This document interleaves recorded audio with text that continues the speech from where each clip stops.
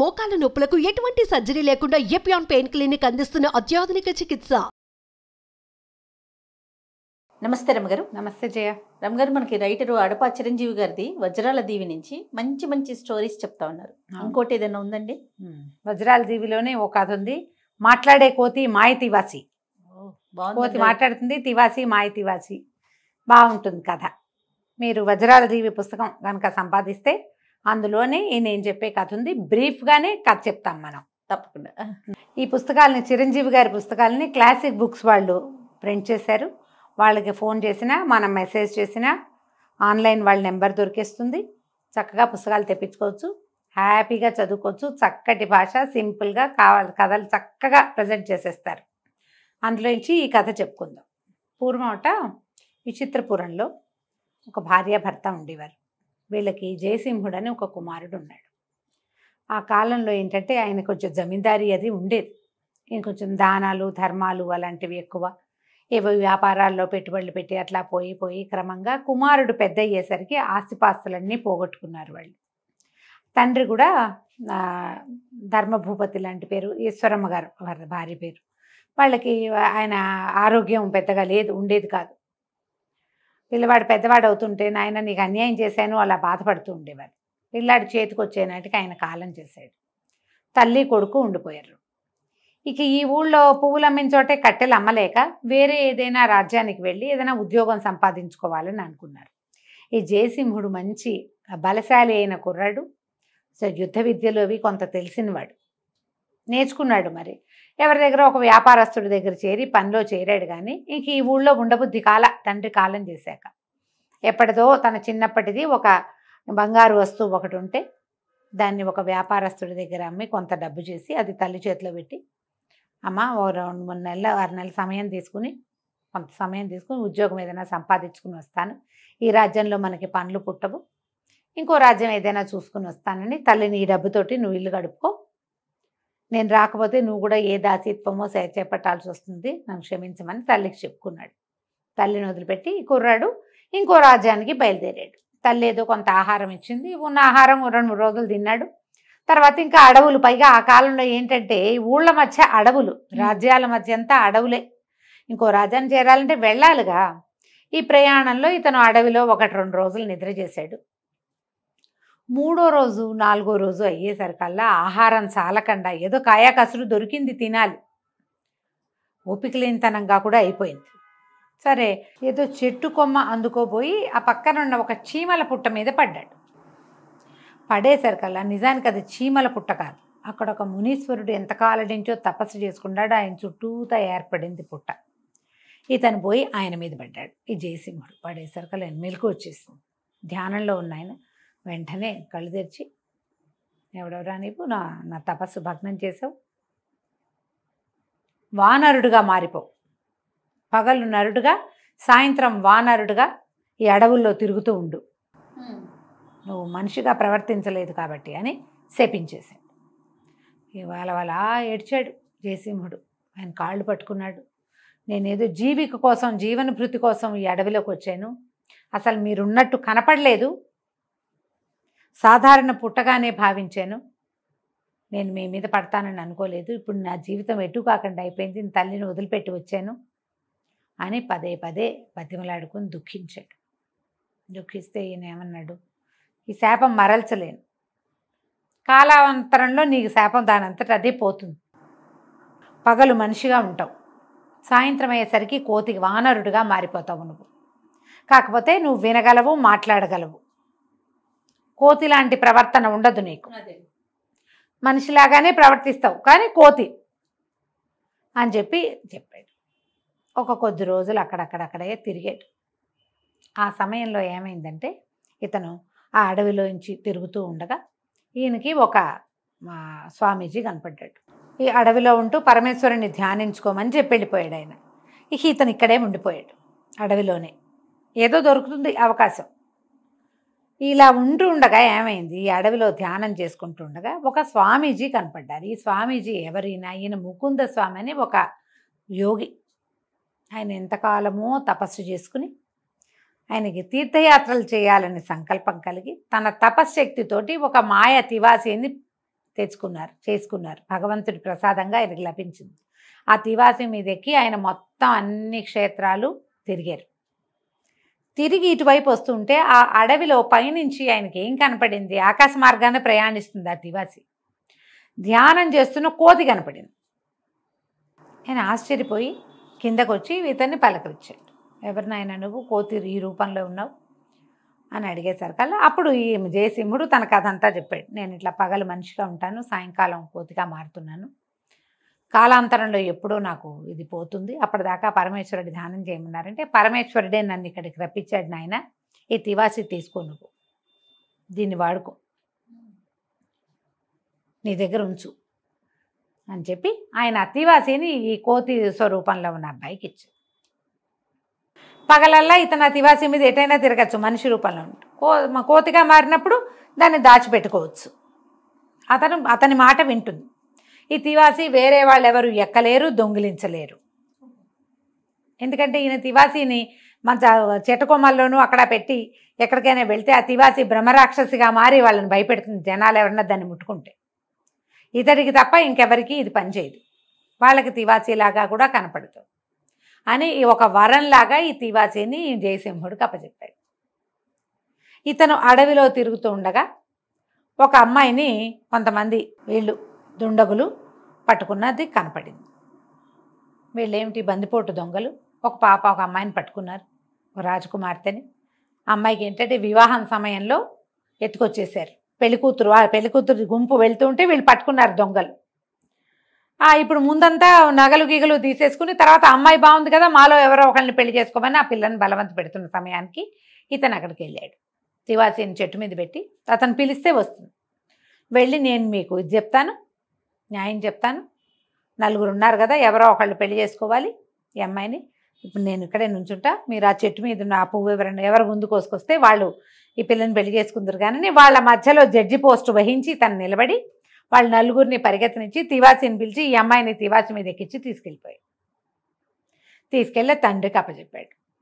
కొంచెం ఆ అమ్మాయిని వివాహం చేసుకోమన్న హింట్ వాళ్ళు ఇచ్చారు. కానీ ఇతను వేరే వాళ్ళకి పెళ్ళికి కుదిర్చిన పిల్లని నేను ఎట్లా చేసుకుంటాను, నేను ఎట్లా పెళ్లి చేసుకోనంటే ఆయన మా అమ్మాయిని ఎవరు తీసుకొస్తారో వాళ్ళకి 1,00,000 వరహాలు ఇస్తానన్నాను, 1,00,000 వరహాలైనా తీసుకెళ్ళిన ఆయన అని ధనపు రాసులు మూట కట్టి చేతులు పెట్టాడు. ధనాన్ని తీసుకున్నాడు. మరి డబ్బు వచ్చింది, ఇప్పుడు తల్లిని తీసుకెళ్ళచ్చు. అక్కడి నుంచి ఏం చేశాడు, తివాసీతో సహా తన ఊరు వెళ్ళిపోయి ధనాన్ని ఓ పక్కన దాచిపెట్టి తల్లికి అది కనపడకుండా ఓ బండెక్కి ఊళ్ళోకి వెళ్ళినట్టు వెళ్ళి తల్లిని వెంబడి పెట్టుకుని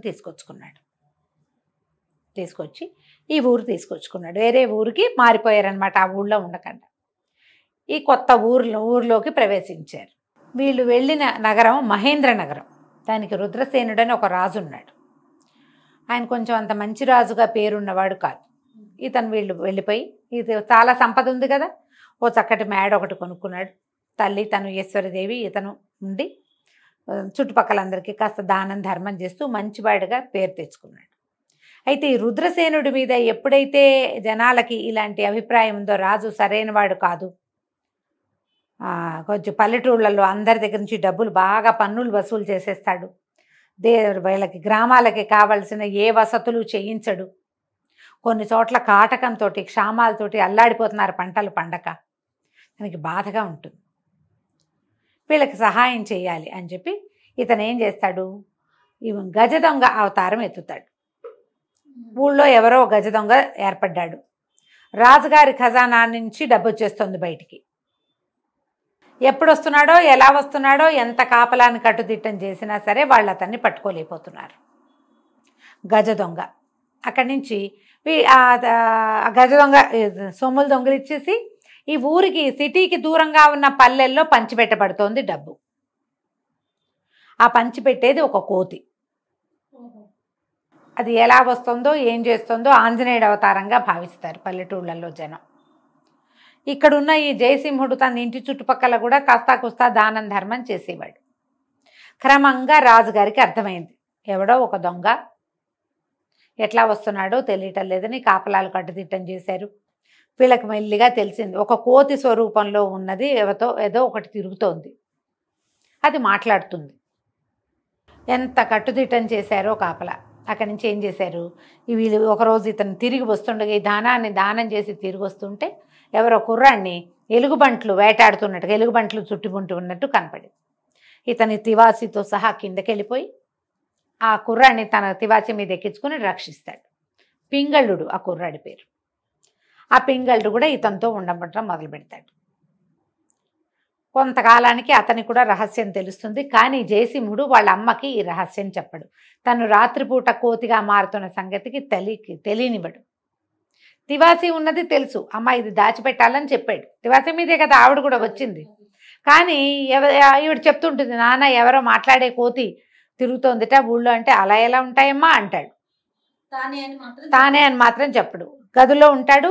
రాత్రిపూట ఏదైనా శబ్దం వస్తే ఇది ఏమిటి, నువ్వు రాత్రిపూట ఎందుకు లోపల ఉంటున్నావు అని తల్లి అడిగితే ఒక యక్షుడి శాపం ఉందని, యక్షుడు లోపలే ఉంటాడని, ఆ సమయంలో తను ఎవరికి కనపడకూడదని అట్లా తల్లికి కొంచెం అబద్ధం చెప్పి గదిలో ఉన్నట్టే ఉంటాడు. తలుపులు వేసేసుకుంటాడు చీకటి పడేసరికి. ఆవిడ ఇంకా పిలవదు. తెల్లవారి లోపల ఇతను చుట్టుపెట్టాల్సినవన్నీ చుట్టబెట్టి చక్కబెట్టాల్సిన వ్యవహారం చక్కబెట్టుకుని వచ్చేసేవాడు. క్రమంగా ఈ తివాసీ ఉన్న ఇతనే ఈ మాట్లాడే కోతిగా ఉన్నాడని పింగళుడికి కూడా తెలుస్తుంది. కానీ ఇక వాళ్ళిద్దరూ కలిసే చేస్తారు ఈ పనులు. రాజుగారి సేవలో తిరిగేటువంటి ఒక అమ్మాయి, ఓ వాసంతి, ఇతనితో స్నేహం కలుస్తుంది. ఆ అమ్మాయిని రక్షిస్తారు ఒకసారి వీళ్ళు. రక్షించేసరికల్లా ఆ పిల్ల ఈ పింగళుడితో స్నేహం చేసి రాజుగారి కోటలో చిన్న పొన్న రహస్యాలుంటే చెప్పేస్తారు ఆడపిల్లలు. ఈ పింగళుడికి ఏం చెప్తుందంటే, ఆ రాజుగారు తన ఖజానాన్ని వేరే చోటకు మార్చేస్తున్నారు కొండకొమ్మ మీదకి, మా నాన్న చాలా హడావిడిగా ఉన్నాడని చెప్తుంది. ఆ విషయాన్ని పింగళుడు తెచ్చి జయసింహుడికి అప్పచెప్తాడు. అప్పుడు చూస్తే ఒక కొండ చివర ఒక పక్క నుంచి అసలు లోపలికి రాలేరు, ఒకవైపు నుంచే దానికి అవకాశం ఉంటుంది, రెండో వైపు అంతా కొండే అది.